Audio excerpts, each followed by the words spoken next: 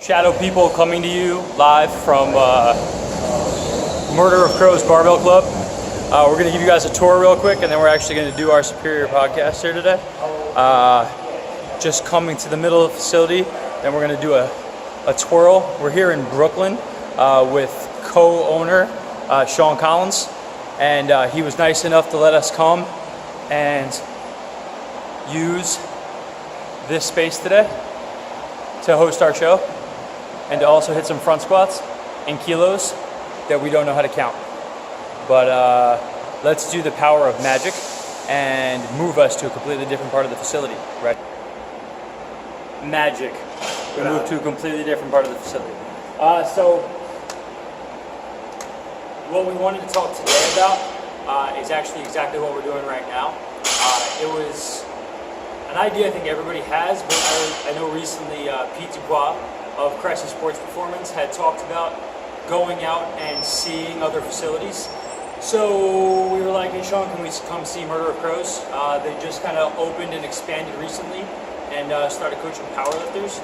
So we came out and we got some barbecue. Yeah, got some real dope barbecue. Pulled pork Sammy, a little big beef coleslaw action. Good. Fire. And we think that it's important to go out and see what other people are doing because it gives you ideas. What ideas have you already gotten from this facility? The second we fucking walked in, was how they wrap their bumpers. We have some bumpers in our facility, and there's on the wall, across the side, whatever. They've made these little boxes with them that I actually haven't seen anybody do like that before, so that's pretty cool. We're definitely gonna steal that. Stolen. Done. What else? Also, how they have the whiteboard on the wall. They just got an old piece of wood that you would use to make like cabinets and stuff like that, and screw it into the wall. And now they have a whiteboard for way cheaper than what it would cost us to get a real whiteboard. Because for whatever reason, whiteboards are like as expensive as cocaine. Whiteboard lobbyists are just fucking drilling our congressmen and raising the pricing. It's ridiculous. Thanks, Obama. Yeah, for real, man. But yeah, like Bill was saying, I think it's important to just even reach out and how did I actually meet you? Instagram. It's got me out, bro. So like, just going out and just talking to people on social media and connecting with people and just trying to expand who you know in the networking, and it's all out there. It's so simple to do. It just starts with having a conversation, following each other and just commenting on lifts and stuff like that. And it comes to the point where you develop these relationships with other gym owners, and the fact that we're so far away from each other benefits our gym in that we just met somebody just now who's like, hey, I train here, but I'm a teacher out east on Long Island. Like, can I stop by your facility? That's huge. That's more business for your gym and for your facility, and it's just another connection to branch out with. And it creates more of an understanding of who you are. I think some of the stuff is if you have people visiting you or you're visiting other people, you expand your brand awareness for even who you are.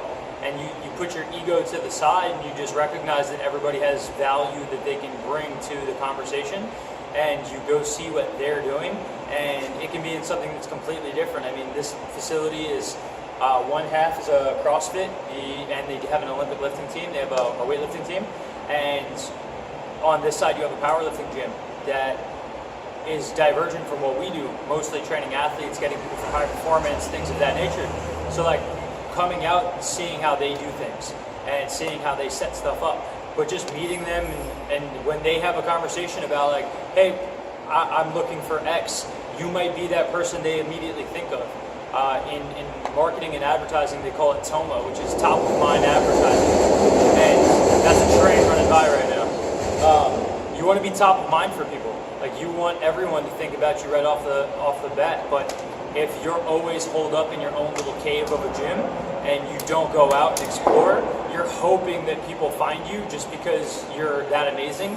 And the reality is you got to put yourself in situations to succeed by getting out of your comfort zone and going and exploring. Yeah. Sean, we got a question for you on our show. This is how you really do it. No editing techniques. We just call him over, and he's going to sit right down in between us. So, like in the middle of a car seat or something like that. You are. You're in the middle. feel like you got this Are we there yet? I think so. His I leg think hair so. keeps I touching think mine I'm and sort of freaking me out. manspreading a little bit. You know? We're gonna ask you a couple of questions that you haven't had any prep for whatsoever. You ready? I just got done deadlifting right now, so I'm a little out of breath, but I'm ready. That's Yeah, fair. let's What has been the biggest thing different for you going from being a coach to being an owner? A lot more time. A lot more time. Like, I think that when I was coaching, I only really had to worry about just programming, showing up in my classes, and just doing some studying and researching, right? Now it's like 90% just like worrying about the little things that like I never even had to worry about at all as a coach. Just like who's going to like glue these platforms together, like who's going to do this construction work and stuff like that. Working with like contractors, working with so many different people, and then like trying to get your own workout in, along with making sure that programming is updated for my athletes. So in one big word, it's just busy, just a lot more busy. Yeah, for sure. I feel. Yeah. So, what are some things that you personally have done as you just? How long have you guys been with the expansion now? We just opened on Monday, so it's not even been a week yet. Not even We got fresh. We are so fresh. Yeah. We're on our shit. for sure. So, what is like the things that you've done to kind of carve out time for yourself while you have something that's so new and so fresh? Well, I mean, we're generally closed between 1 and 5 in this Okay. gym, so it gives me a lot of time to do everything that I need to do outside, like even projects around the area. But generally speaking, like Fridays are typically my day off, get my workout done, and go home and program, and then spend the rest of the evening with my wife. It's important for me to keep my stress levels low, just because if I'm super high stress and I have to get things done super fast, then it only inevitably affects like my athletes and how I am present at the gym. So generally speaking, I try to my best to do as much as I possibly can during the off hours of the gym. Try my best to sacrifice sleep a lot. So like I'm up later at night, whether it be trying to finish some stuff up for the gym, but also like make sure that my personal relationships are on point. You know, like happy wife, happy life. You know. Hi, Melissa. Hi, Kaylee. Hi, John. So, I don't want to hold you back from your sets right now. It's all good. But what is the biggest word of advice for, because you went from coach to owner, and I feel like you've made a really well transition from doing that, right? So, like, what is the biggest advice for anybody thinking, like, hey, I want to step forward and, you know, break that barrier from just coaching to starting my own place? I mean, it's going to sound really cliche, but if you do what you love, it never really feels like work. You know, it can get stressful, it can get really, I can get really down on myself a lot of times, but honestly, if it's something you're passionate about, like powerlifting, for example, like if you, to me, I kind of see this as a field of dreams. Like you build it, people will come, and if you're passionate about it, it starts with you, right? So, it very ever rarely feels like I'm just punching the time clock. It's something that I'm going through like 24/7. So, main advice for anyone looking to kind of open their own gym or just do their own thing, they have to make sure that they love it themselves first before they invest literally all their time and all their resources into it. You know? That's great. That's all. What's the number one goal you have for yourself for the next 3 months here? Next 3 months. Oh man, these are tough questions. These are tough questions. These are the fire fucking questions Yeah. that we drop on the show now. It's very new and it's like 2 weeks old. Next 3 months, I want to work with as much of a variety of athletes as I possibly can. I think right now a lot of the athletes that I currently have on my team are people that have been with me for a really long time, and I've had the luxury of seeing them grow under my tutelage.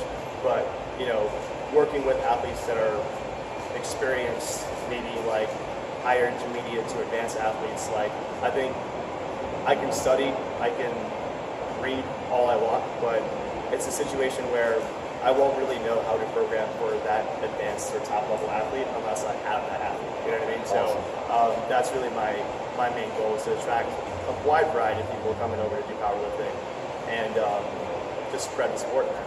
You know, I mean, it's growing already, but you this thing that we've built here is just more so just a way to introduce powerlifting to as many people as I possibly can. So yeah. Thank you for having me, guys. Much appreciated. I'm gonna go back to deadlifting. Yeah, crush it. Thanks for having me, guys. Appreciate it. Thanks for being on, man. You want to keep this one short? I'm just going to wrap it up a little bit with some of the stuff that he just said. I'm 2 years into owning a facility, and I can attest to what he says. It's very stressful if you're thinking about opening something up. Coming out now and seeing somebody like him and seeing just the ideas he had in a completely different space, the things that he's going to look to do, the things that he's going to hope to do, are from a different vantage point than what I was even looking at. So hearing from him helps me look and kind of analyze what I've done and say, are there things that I sucked at? Are there things that I've done well? And how can I move myself more towards that direction? And I'm only going to get that if I go out and meet people, explore, try to see what they're doing. And I think that's one of the biggest things that I just got listening to Sean. And again, we didn't practice that. Yeah. So I had no idea that was coming in.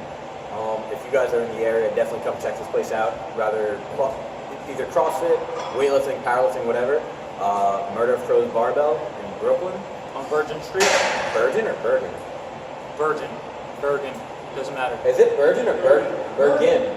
The bar next door is Bergen. All right. There's a dope coffee shop / brew house / barbecue. most dope cafeteria style food court thing you've ever seen. Fucking rad. Fire. But definitely come check it out if you guys are in the area. Murder of Crows. That's it.